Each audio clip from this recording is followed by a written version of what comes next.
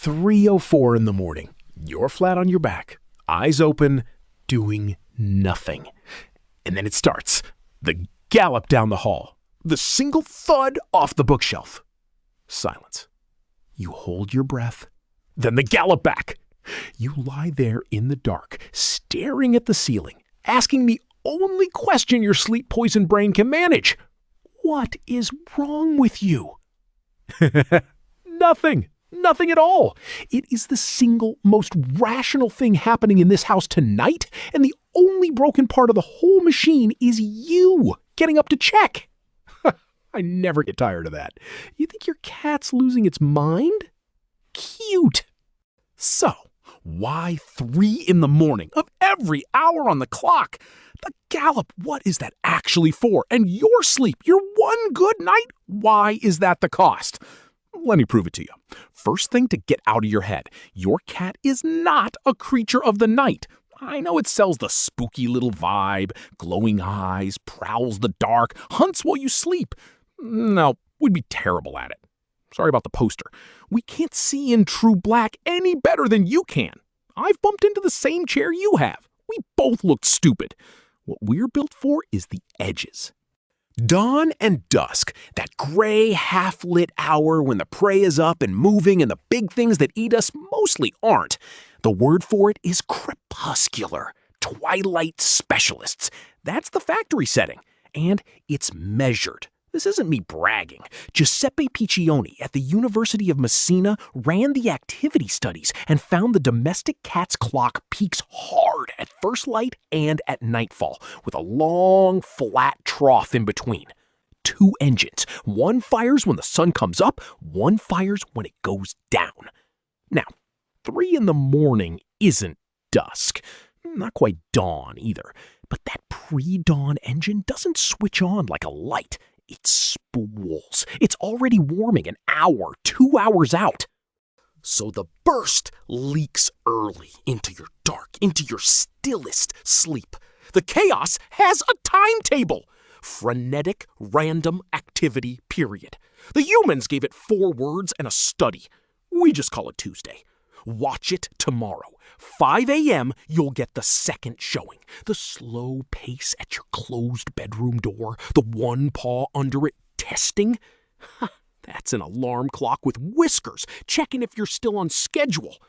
I find that image delicious. So, the when is solved. The chaos is scheduled, and scheduled is rational. But that still leaves the energy. Where does a thing that sleeps 16 hours a day find the fuel to do that? So, the fuel. Your cat sleeps, 16 hours a day? You've seen it.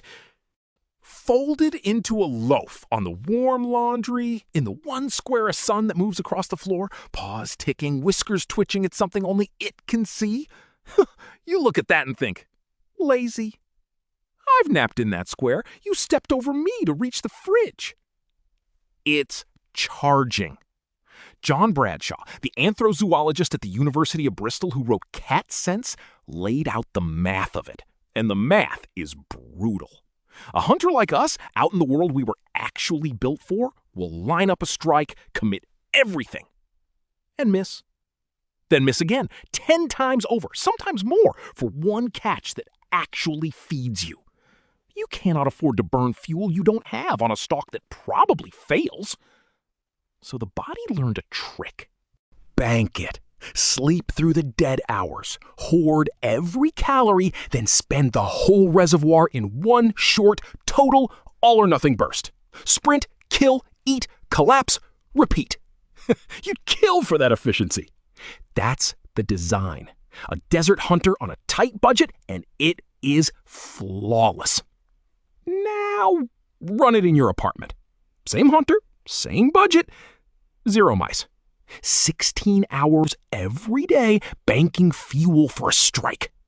The battery climbs to full, and it just sits there, green, charged to the top. A loaded weapon in a house with nothing left to kill. By 3 in the morning, that reservoir is at 100%, and the spend has been 0. It is not tired. It has never been less tired in its life. Fully charged. No off switch. Which leaves the real question, the one I've been holding. What is the charge actually for? Because it was never play. It was never play. It's a hunt. The same hunt every one of us has run since before your species had walls. Paul Leyhausen, the German ethologist who sat and watched cats for decades and wrote the whole thing down in cat behavior, found that the kill isn't one motion. It's a sequence. 5 fixed steps, locked in order, hardwired so deep we don't choose them any more than you choose to flinch. Stalk, chase, pounce, grab with the front claws, then the bite. To the back of the neck, between 2 vertebrae, to sever the spine in one go. That's a factory line. My tail twitches just listing them. And here's the part that should keep you up. The program runs whether or not there's anything to kill. Pull out one trigger, a flicker of movement, a skitter across the floor, and it fires the entire chain, all 5 steps, to completion. It needs a target the way a sneeze needs light. It doesn't ask if the target deserves it. Your sock has never looked more guilty. So watch your cat tomorrow. The low crouch, the tail going flat, and then that little shimmy, the back end winding up like a spring before the launch. You think that's adorable. A predator ranging a kill, measuring distance. The eyes go to black saucers. The whole animal disappears into the work. 10,000 years of flawless ambush engineering. Stalk, chase, the killing bite between the vertebrae. Deployed at 3 in the morning against a hair tie. And winning. Barely. It finishes tired and still hungry. And if you think that's the dumbest place this program fires, I've watched it go off somewhere worse. I have to be honest with you about this next part because the rest of this has been airtight and this one isn't. There's a smaller cousin to the 3 a.m. gallop and you've witnessed it. Your cat steps into the litter box, does its dignified business, and then, for no reason your sleeping brain can locate, explodes out of it at 90 miles an hour, hits the hallway, skids the bath mat across the floor, scatters litter like shrapnel. Gone! I've done it. Dignity leaves, rocket takes over. The honest part? The humans don't actually know why. Nobody's run the study. The data is thin. So here's the leading guess, and I'm telling you straight, it's a guess. Listen, Paul Leyhausen, the one who mapped the kill sequence, also watched what wildcats do after. They bury the evidence. Scrape it over, walk away, put distance between themselves and a scent that says a small edible thing was here, and so was the thing that ate it. You don't leave a flag up over your den. The smell of success turning into a target on your back. Best guess? That's the rocket. Old wiring flushing the kill site, bolting from a smell that used to mean predators. A wildcat buries the evidence and bolts so nothing tracks it home. Your cat does 90 from a plastic tray in a heated apartment with no predator inside 1,000 miles. Same program, we just like the run. So here's the thing that should bother you. No prey, no predator, no point, and it still won't stop. Why not? And why does it pick 3 in the morning to do it? Start with the timing, because the 3 a.m. slot isn't just the dawn engine spooling early. It's chosen. In 2007, Carlos Driscoll ran the genetics. He pulled DNA from cats across 3 continents and traced every house cat alive, yours included, back to one animal, Felis sylvestris libica, the Near Eastern wildcat, a small sand-colored thing that hunted the edges of the Fertile Crescent alone. Not one ancestor in a pack, not one. We came to your grain stores for the mice, decided the heating was acceptable, and stayed. 10,000 years. Same wiring. I feel it in my paws when the house goes quiet. And here's what the wiring insists on. Dogs hunt in committee. Flush it, chase it, run it down together, share the carcass like a board meeting. We do not share. The ambush is a solo act. One hunter, one strike, no witnesses, no competition for the kill. Which means the program won't fire in chaos. It waits for the stage to clear, for the house to go still, for the big warm things to stop clattering and talking and watching. So when does your house finally go quiet? 3 in the morning. The 1 hour this house is finally blessedly free of you. The only thing better than a full bowl is an empty room. Watch it sometime. Mid-prowl, dead silent. And the fridge clicks on across the room. The whole animal freezes, ears swivel like little dishes. That's not nerves. That's a hunter confirming the stage is empty before the curtain goes up. You are a surprisingly loud species. A solo predator wants a silent stage. You built one, you furnished it, and every night you lie down and hand it over. So that's the win. But it leaves the part that should genuinely unsettle you. With no prey and no point, why doesn't the program just stop? Because it can't. You can take away the mouse. You cannot take away the wiring that wants one. The prey is gone. The software fires anyway.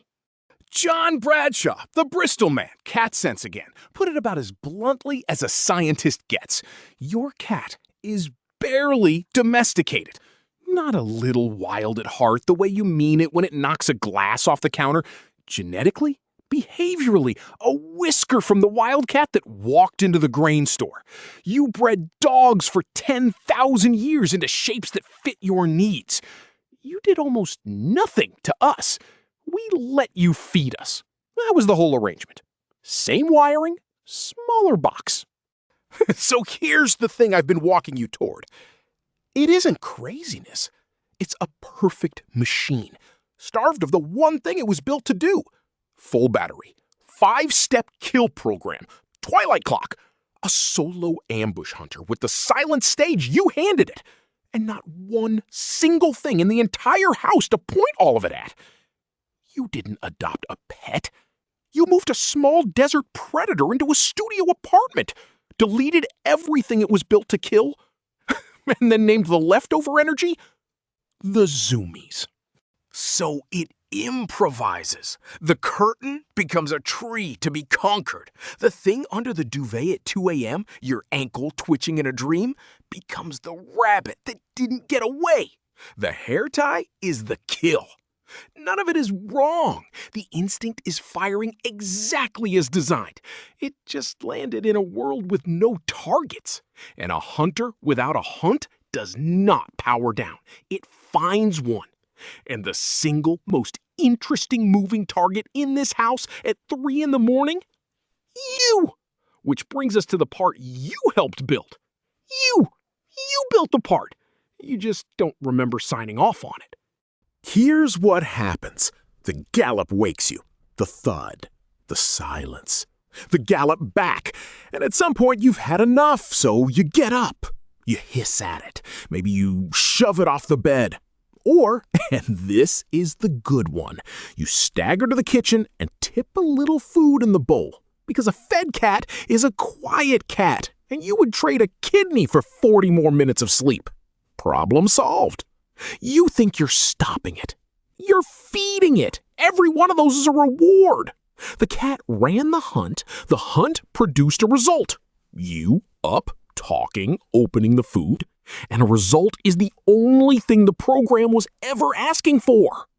Karen McComb, University of Sussex, back in 2009, recorded us doing it the gentle way. She found the cats who wanted feeding had folded a cry, the exact frequency of a human infant, down inside the purr. A sound you are physically unable to ignore, smuggled into a sound you find relaxing.